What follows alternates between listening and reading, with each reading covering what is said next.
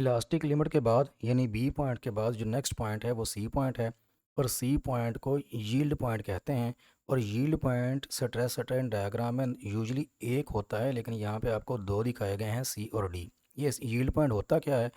Yield point वो point होता है जिससे आगे यानी उस लेवल से ज़्यादा फोर्स या स्ट्रेस अप्लाई की जाए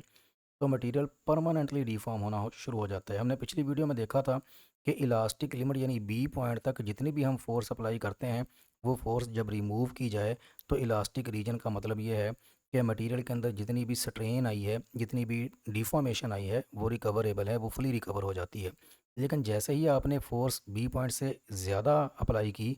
तो जो जैसे ही मटेरियल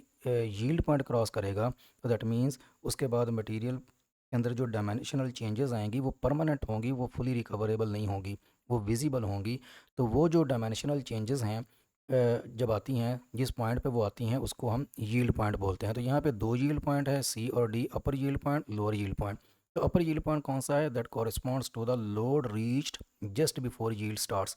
कि जैसे ही परमानेंट डिफॉर्मेशन स्टार्ट होने लगती है तो उससे जस्ट पहले जो लोड होता है उसको आप अपर यील्ड पॉइंट कहते हैं। और फिर जब यील्डिंग स्टार्ट हो जाती है तो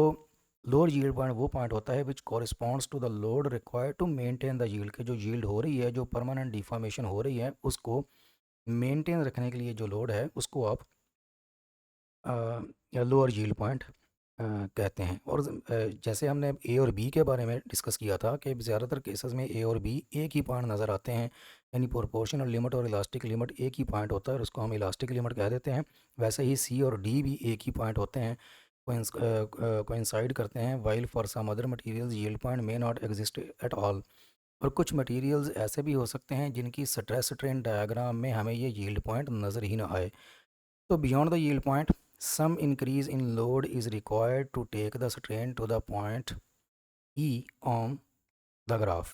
कि जैसे ही D पॉइंट आप क्रॉस करते हैं तो कुछ जो है वो लोड के अंदर या अप्लाइड फोर्स के अंदर आपको इंक्रीजिंग ट्रेंड नज़र आ रहा है E पॉइंट तक। यहाँ पे ये बड़े इंपॉर्टेंट कॉन्सेप्ट्स हैं जो हम डिस्कस करेंगे।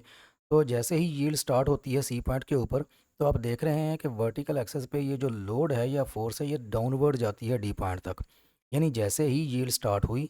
तो मटेरियल ने कम लोड के ऊपर ज़्यादा जो है वो स्ट्रेन ली, या उसके ऊपर जो लोड अप्लाई हो रहा है उसके अगेंस्ट उसकी रेजिस्टेंस कम हो जाती है। इसको समझने के लिए आप ये मैंने एक यहाँ पे लगाया है कि फ़र्ज़ करें ये कुछ ब्लॉक्स पड़े हैं सरफेस के ऊपर। आप ये हम स्कूल की क्लासेस में, फिज़िक्स की क्लासेस में पढ़ते रहे हैं कि किसी सरफेस के ऊपर कोई हैवी ब्लॉक रखा हो, उसको जब आप धक्का लगाते हैं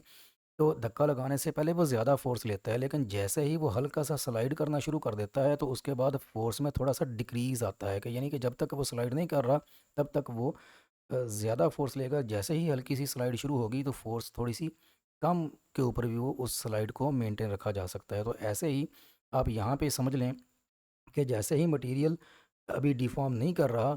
तब तक डिफ़ॉर्म करने के लिए वो ज़्यादा लोड लेता है, लेकिन जैसे ही डिफ़ॉर्मेशन स्टार्ट होती है तो डिफ़ॉर्मेशन के स्टार्ट होने के बाद यकदम थोड़ी सी जो रेजिस्टेंस है अप्लाइड लोड के ख़िलाफ़ वो थोड़ी कम हो जाती है। तो अब आप ये भी कह सकते हैं कि अगर यहाँ पे जब मटेरियल ने डिफ़ॉर्म होना शुरू किया और अप्लाइड लोड के अगेंस्ट रेजिस्टेंस थोड़ी सी कम हुई तो ये फिर डी पॉइंट के बाद ज़्यादा क्यों होना शुरू हो गई, ये कम होती क्यों नहीं चली गई? तो इसका आंसर भी यहाँ पे मैंने थोड़ा सा वाज़ेह करने की कोशिश की है कि फ़र्ज़ करें आपके पास ये क्यूब्स हैं, क्यूब्स का एक कोई ब्लॉक पड़ा हुआ है और फ़र्ज़ करें इस ब्लॉक के अंदर मैंने इंटरनेट से ये तस्वीर ली है। बेहतर तो ये था कि ये कोई स्क्वायर ब्लॉक होता, लेकिन जल्दी में जो है ना वो जो तस्वीर मुझे मिली वो मैंने यहाँ पे लगा दी। तो बहरहाल इस ब्लॉक में आप सपोज़ करें कि एक या दो क्यूब्स जो हैं वो टेढ़े पड़े हुए हैं जैसे यहाँ पे ये दिखाया गया है। अगर वो इस अंदाज़ में इसके अंदर जुड़े हुए हैं इस ब्लॉक के अंदर तो इससे आप अंदाज़ा लगा सकते हैं कि ये जो ट्यूब है इसकी पूरी की पूरी सरफेस नीचे निचली वाली लेयर के साथ टच कर रही है। लेकिन अगर कोई दो चार ब्लॉक इस अंदाज़ में पड़े हुए हैं तो इनकी पूरी की पूरी ये सरफेस नीचे टच नहीं करके बल्कि ये एक पॉइंट करेगा। तो अब ये जो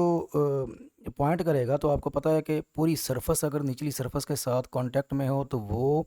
ज़्यादा अप्लाइड लोड को रेजिस्ट करती है और अगर सिर्फ एक पॉइंट टच हो नीचे सरफेस के साथ तो वो अप्लाइड लोड को कम रेजिस्ट करता है। तो अब इमेजिन करें कि इस तरह के दो चार अगर ब्लॉक बीच में ऐसे पड़े हैं जिनका सिर्फ एक पॉइंट नीचे टच कर रहा है, तो अगर इस पूरे के पूरे ब्लॉक को आप थोड़ा सा वाइब्रेट करें तो होगा क्या कि ये जो डिसऑर्डर्ड ब्लॉक हैं, ऐसे ब्लॉक जिनका सिर्फ एक पॉइंट टच कर रहे हैं नीचे सरफेस को, इनको जब थोड़ी सी वाइब्रेशन मिलेगी तो इस वाइब्रेशन के मिलते ही ये वाले ब्लॉक्स मोस्ट प्रोबेबली एडजस्ट हो जाएंगे और ये जो एक कोना इनका टच कर रहा है निचली सरफेस का, ये एडजस्ट होने के बाद पूरे के पूरे सीधे हो जाएंगे और ये पूरी में भी इस पूरे ब्लॉक के अंदर जैसे बाकी क्यूब्स एडजस्टेड हैं वैसे एडजस्ट हो जाएं। तो इस फिनोमिना को आप कह सकते हैं कि ये जब आपने इसको थोड़ा सा वाइब्रेट किया, हिलाया, तो हिलाने के बाद जो थोड़ा सा डिसऑर्डर इस स्ट्रक्चर में था इन इस तरह के ब्लॉक्स की वजह से, हिलाने के बाद वाइब्रेट करने के बाद वो ब्लॉक्स सीधे हो गए और सीधे होने के बाद जब उनकी पूरी की पूरी सरफेस नीचे नीचे टच की तो अब वो थोड़ा सा अप्लाइड लोड को ज़्यादा रेजिस्ट करेंगे क्योंकि पहले थोड़ा सा डिसऑर्डर था, बाद में थोड़ा सा ऑर्डर आ गया। तो जैसे ही ऑर्डर बढ़ेगा तो अप्लाइड लोड के ख़िलाफ़ रेजिस्टेंस भी थोड़ी सी बढ़ेगी। तो बिल्कुल यही कुछ आप समझ लें कि यहाँ पे हो रहा है कि जैसे ही मटेरियल, ये चूँकि मेटल की हम एग्जांपल लेके चले हैं, तो मेटल जो है, जो स्टील जो है, इसका जो क्रिस्टलाइन स्ट्रक्चर है उसका एक ऑर्डर है। उसमें जो थोड़ा बहुत रेजिजुअल डिसऑर्डर होता है वो जैसे ही ये यील्ड पॉइंट के ऊपर जाके परमानेंट डिफॉर्मेशन यानी स्ट्रक्चर डीफॉर्म होना शुरू होता है, तो उस डीफॉर्मेशन में रीअरेंजमेंट ऑफ क्रिस्टलाइन स्ट्रक्चर होती है। उस रीअरेंजमेंट का जब स्ट्रक्चर को मौका मिलता है तो जो क्रिस्टलाइट्स हैं वो थोड़े से बेहतर ऑर्डर या अरेंजमेंट में आने की कोशिश करते हैं, और जब वो अपनी प्रेफर्ड ओरिएंटेशन में आते हैं तो उनका स्ट्रक्चर जो है वो थोड़ा सा पहले से मज़बूत होता है। और फिर जब उनको जैसे ही ये, आप समझ लें कि जैसे मैंने यहाँ पे वाइब्रेशन की एग्जांपल दी, तो जैसे ही इनकी परमानेंट डिफॉर्मेशन स्टार्ट होती है, क्रिस्टलाइट्स को, क्रिस्टलाइन स्ट्रक्चर को रीअरेंज होने का मौका मिलता है, तो वो थोड़ी सी प्रेफर्ड स्टेट में जाता है और वो प्रेफर्ड स्टेट में जाने के बाद अप्लाइड लोड को थोड़ा सा ज़्यादा रेजिस्ट करता है, और वो ज़्यादा रेजिस्टेंस यहाँ डी पॉइंट से लेके ई पॉइंट तक आपको फिर नज़र भी आ रही है। ठीक है, फिर यहाँ पे आगे आप कह सकते हैं कि फिर ये जो अरेंजमेंट अगर लेस ऑर्डर से ज़्यादा ऑर्डर में स्ट्रक्चर के आने की वजह से हुई है, तो फिर ये ई से लेके एफ तक फिर डाउनवर्ड क्यों गया, कि ये जो ई पॉइंट है ये मैक्सिमम स्ट्रेस को या फोर्स को यहाँ पे रिप्रेजेंट कर रहा है, उसके बाद डाउनवर्ड ट्रेंड है, यहाँ पे डिक्रीजिंग है फोर्स पॉइंट ऑफ फेलवर तक। तो इसका आंसर ये है कि इस ई से लेके एफ तक जो डाउनवर्ड ट्रेंड है इसके साथ एक बहुत ही इंपॉर्टेंट कॉन्सेप्ट जुड़ा हुआ है, और वो है ट्रू स्ट्रेस और ट्रू स्ट्रेन का। तो ये ई से लेके एफ तक जो डाउनवर्ड ट्रेंड है ये क्यों है, और ट्रू स्ट्रेस और ट्रू स्ट्रेन क्या होती है, ये हम नेक्स्ट वीडियो में डिस्कस करेंगे। लेकिन अभी जो इस कर्व के हवाले से हमने जितनी डिस्कशन की है वो यहाँ पे लिखी भी हुई है, तो आप इसको पढ़ भी सकते हैं। Between D and E the material is said to be in the elastic plastic state, कि डी से लेके ई तक मटेरियल इलास्टिक प्लास्टिक स्टेट में है। इसमें जो फोर्स जब आप रिमूव करेंगे तो may be some of the जो परमानेंट डिफॉर्मेशन है वो रिकवर हो जाए, लेकिन मेजॉरिटी ऑफ द जो डिफॉर्मेशन है वो रिकवर नहीं होगी। Some of the section remaining elastic and hence contributing to the recovery of the original dimensions if load is removed, the remainder being plastic. जो बाकी की एक्सटेंशन होगी वो परमानेंट होगी, वो प्लास्टिक होगी। तो इसके बाद जो पॉइंट ई है, ई से लेकर एफ तक जो कुछ होता है वो हम नेक्स्ट वीडियो में डिस्कस करते हैं।